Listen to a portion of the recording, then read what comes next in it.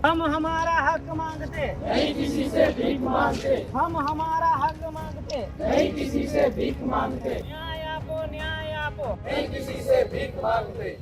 છોટાઉદેપુર જિલ્લામાં આદિવાસીઓના જાતિના દાખલાનો મુદ્દો છેલ્લા લાંબા સમયથી ચર્ચામાં છે, ત્યારે રાઠવા જાતિનો પ્રશ્ન ફરી ઉઠ્યો છે।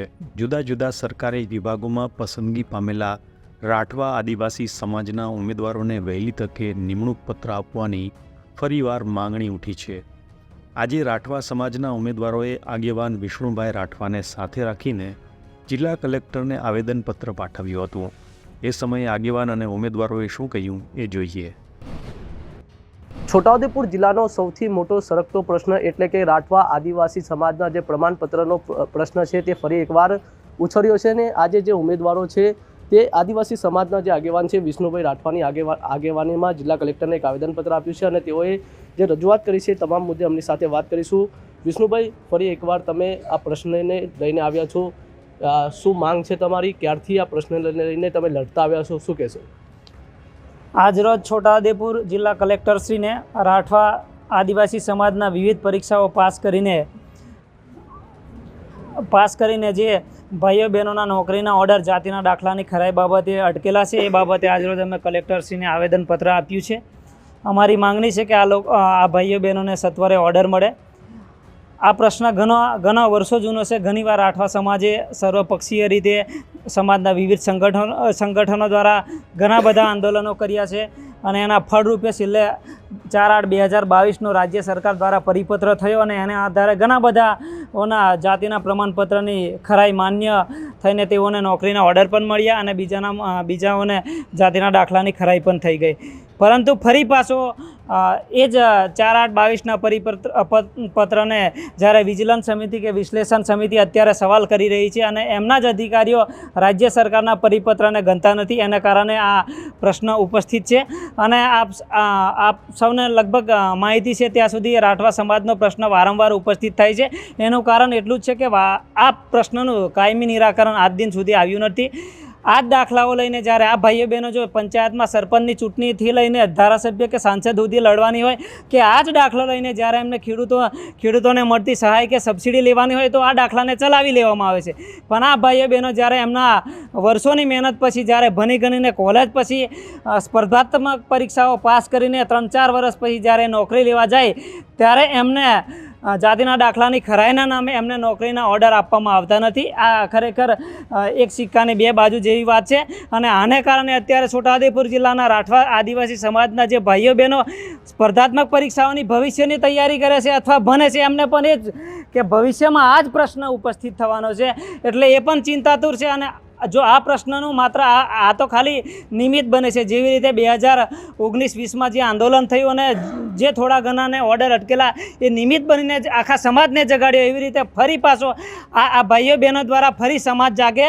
અત્યારે ભલે સમાજ સુસુપ્ત અવસ્થામાં હોય પણ આવનાર દિવસોમાં તમારા ઘરે કોઈ પણ બાળક બનવા જશે, એ પ્રાથમિક શાળાથી લઈને કોલેજ સુધી જશે અથવા તમને જે કંઈ ખેડૂતોની સબસિડી સહાય મળે છે રાઠવા જાતિના આદિવાસી દાખલાને, ઇવન કે નાયક સમાજ કે તડવી સમાજ જો એવું વિચારતો હોય કે અમને પણ આ પ્રશ્ન નડતો નથી પણ એમને પણ નડવાનો છે, કારણ કે વાત છે 1950 પહેલાંના રેકોર્ડની, તો એ તમારી પાસે નથી। એટલે અત્યારથી જાગીને આ પ્રશ્નનું કાયમી નિરાકરણ લાવવા માટે સમાજ ફરી પાછો જાગૃત થઈને આવનાર દિવસોમાં જો ગાંધી ચિંધ્યા માર્ગે આંદોલન કરવું પડે અથવા જનપ્રતિનિધિઓ એમની રજૂઆતો દ્વારા જો સરકારશ્રીને આ બાબતે ધ્યાનમાં રાખીને રજૂઆતો કરે અને નિરાકરણ લાવે તો પણ ખૂબ જ સારી બાબત છે। અથવા આવનાર દિવસોમાં હું લોકોને, સમાજના આગેવાનોને, વડીલોને, યુવાનોને કહું છું કે તમારા ભવિષ્ય માટે જાગો, બાકી અમે તો લડીને થાકીએ છીએ। અમારી ફરજ અમે સ્વયં નિભાવીએ છીએ, પરંતુ આવા દરેક બાળકો માટે લડવા માટે દર વર્ષે આપને કંઈ પૈસાનો ખર્ચો કરવા માટે કે દરેક બાબતે આપને કોર્ટમાં જવા માટે અમે નવરા નથી। એટલે હવે જાગો અને તમારા બાળકોના ભવિષ્ય માટે હવે આ પ્રશ્નનું કાયમી નિરાકરણ લાવે। એટલે આપના વિસ્તારના જનપ્રતિનિધિઓનો પણ દબાણ કરીએ, એ તાલુકા જિલ્લા પંચાયતનો સભ્ય હોય કે નીચે પંચાયતનો સભ્ય હોય કે સરકારી કર્મચારી હોય કે ધારાસભ્ય કે સાંસદ હોય, દરેક પર દબાણ કરીને આ પ્રશ્નનું કાયમી ઉકેલ લાવવા માટેની દિશામાં આગળ વધવા માટેના આગામી દિવસોમાં રણનીતિ નક્કી કરીશું। વિષ્ણુભાઈ, પરંતુ તમે જે કહો છો નિરાકરણ લાવીએ, વર્ષોથી આ શબ્દ આવી રહ્યો છે, નિરાકરણ કેમ નથી આવતું, એનું કારણ શું? રાઠવા સમાજ નો 1950 પહેલાંનો તમે રેકોર્ડ જોઈ લો, અથવા 1950થી ધીમે ધીમે ઘણી બધી અલગ અલગ રાજ્ય સરકારોએ ઘણા બધા જીઆરઓ કર્યા. એમાં આપણે માનીએ છીએ કે એ જીઆર જે થાય છે એ તે વખતનું સોલ્યુશન હોય, એટલે માત્ર તે વખતે નિરાકરણ માટે એ જીઆરઓ થતા હોય છે. અને વારંવાર એ પ્રશ્ન ઉપસ્થિત થાય અને બીજા નવી સરકાર અથવા નવા અધિકારીઓ આવે ત્યારે એ જીઆરને રદ કરી દેશે, એટલે એ જીઆર માન્ય ગણવામાં આવતો નથી. અને વખતો વખત કહેવામાં આવે છે કે આનું નિરાકરણ લઈ આવીશું, પરંતુ સમાજના આગેવાનો અથવા જે સમયે જે પ્રશ્નથી પીડાતા હોય એ ભાઈઓ બહેનોને પણ એમના પ્રશ્નનું નિરાકરણ આવે એટલે પછી જે છે તેની સ્થિતિમાં થઈ જાય છે. પરંતુ હવે સમય બદલાયો છે, કેમ કે જો હવે પછી પ્રશ્ન ઉપસ્થિત થશે તો પછી જો ભવિષ્યમાં લોકો માટે લડવા માટે, સમાજ માટે લડવા માટે પણ કોઈ સામાજિક કાર્યકર કે કોઈ તૈયાર નહીં થાય એવી પરિસ્થિતિ આવશે. એટલે અત્યારે જે માંગણી છે કે આ ભાઈઓ બહેનોના નિમિત્ત દ્વારા અમારા જે જનપ્રતિનિધિઓ છે એ આખા પ્રશ્નને સંપૂર્ણ રીતે અભ્યાસ કરીને આનું નિરાકરણ કાયમી કેવી રીતે આવે એ બાબતે સમાજના આગેવાનો સાથે, જે સમાજના તજજ્ઞો છે એમની સાથે, સામાજિક સંગઠનો સાથે બેસીને આગામી કેવી રીતે રજૂઆતો કરીને કેવી રીતે આનું નિરાકરણ એ બાબતે ચર્ચા કરવી જોઈએ. પરંતુ અત્યારે એવું લાગે છે કે હું લડું એટલે માત્ર એની જવાબદારી, એવું નથી. આ પ્રશ્ન સમગ્ર સમાજને લડવાનો છે, એટલે આવનાર દિવસોમાં આની ગંભીરતાપૂર્વક ચર્ચા કરે અને દરેક અધિકારીઓ અને સમાજના જે નોકરિયાત વર્ગ હોય કે સમાજના સરપંચથી માંડીને સાંસદ સુધીના જે જનપ્રતિનિધિઓ છે એમને પણ મારી નમ્ર વિનંતી છે કે આ બાબતે તમે ધ્યાન લઈને રાઠવા સમાજના ભાઈઓ બહેનોને નોકરી મળે એવા પ્રયત્ન કરો. તો અન્ય જે ઉમેદવારો છે એમની સાથે સીધી વાત કરીશું. આપ તમામ જે પરીક્ષાઓ છે તે પાસ કરી, પરંતુ જાતિના જે દાખલો છે તેને લઈને તમને જે નોકરી મળવી જોઈએ તે મળતી નથી. આપે કેટલી વખત રજૂઆત કરી, જે કચેરી છે એમાં રજૂઆત કરી, જે નેતાઓ છે એમને રજૂઆત કરીશું, શું એનું પરિણામ આવે?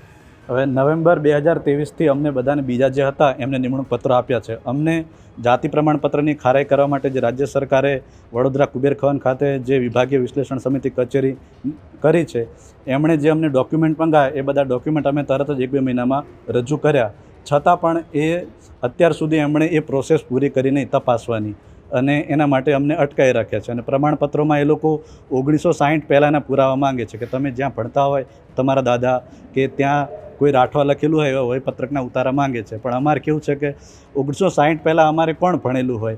તમે અત્યારે સેન્સસ રિપોર્ટના અંદર જોશો તો મારા ગામના અંદર 800ની વસ્તી હતી, એમાંથી 1961ના અંદર 4 જણ ભણેલા હતા.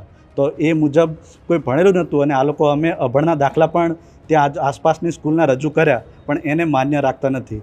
બીજું કે 4-8નો પરિપત્ર હતો, એના મુજબ જે કલ્ચરલ પુરાવા આપવાના હતા એમાં પણ અમે પુરાવા આપ્યા. અમારી રહેણી કરણી, બોલી, રીત રિવાજ છે, બધું તહેવારો એ બધું ઉજવીએ, અમારા ખુદના ફોટા છે, અમે ખુદ પાલન કરીએ છીએ, એ ફોટા સહિત અમે પુરાવા આપ્યા, પણ એ લોકો માન્ય કરતા નથી. ખાલી એક જ કહે છે કે મહેસૂલ રેકોર્ડના અંદર તમારે કોળી લખેલું છે એટલે તમે આ આદિવાસી નથી, એવો રિપોર્ટ અમને આપી દીધો છે. અને આગળ જનપ્રતિનિધિઓને પણ અમે રજૂઆત કરી છે, અને બધાને આખા જિલ્લામાં બધાને ખબર જ છે આ પ્રશ્નની, પણ એ કોઈને અડવા તૈયાર નથી અને ઉપર સુધી રજૂઆત કરવા તૈયાર નથી. બધા ભેગા મળીને ઉપર રજૂઆત કરે ને ત્યારે પણ એ ઉડાવ જવાબ ખાલી આપી દે કે થઈ જશે, કાં તો આવી રીતે ટેમ્પરરી નિરાકરણ લાવી દે અને પછી એ ત્યારે તરત આપી દે, પણ પછી બીજા વર્ષે જે લોકો પાસ થાય એમને પાછું હતું એ જ રહેવું પડે. એવી રીતે 2022ના અંદર ચૂંટણી નજીક હતી, એના માટે એ લોકોએ ખાસા 200-300થી વધારે જણને કશું જોયા વગર હતા કે નહોતા એ પણ નિમણૂક પત્ર આપ્યા,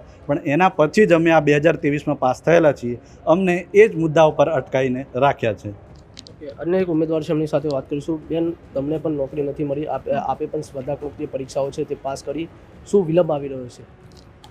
સર, મતલબ જે અમે અત્યાર સુધી જેટલા પણ ડોક્યુમેન્ટ આપ્યા એની અંદર જેમ કે દાદાનું એમનો શાળાનું વયપત્રક છે, તો હવે જો નથી ભણેલા તો એ તો મતલબ સ્કૂલની સ્થાપના જ ના થઈ હોય તો એ ના ભણેલા હોય ને, તો એ રીતે ઘણા એવા ડોક્યુમેન્ટ અમે રેકોર્ડમાં ના હોવાથી અમુક નથી આપી શકતા, પણ એવા ડોક્યુમેન્ટના લીધે એ લોકોએ વધારે પડતું અટકાવી રાખ્યું છે. તો આજે ફરી એકવાર જે રાઠવા સમાજનો જે પ્રશ્ન છે તે ફરી એકવાર ઉઠ્યો છે, અને જે વિષ્ણુભાઈ છે આદિવાસી સમાજના આગેવાન, તેઓની આગેવાનીમાં જિલ્લા કલેક્ટરને આવેદનપત્ર આપ્યું છે.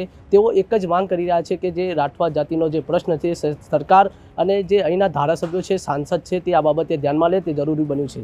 હવે જોવાનું રહ્યું છે કે સરકાર આ બાબતે ક્યારે ધ્યાનમાં લે છે અને આ પ્રશ્નનો ક્યારે ઉકેલ આવશે. Rehan Patel, vibes of India Gujarati news, Chhota Udepur.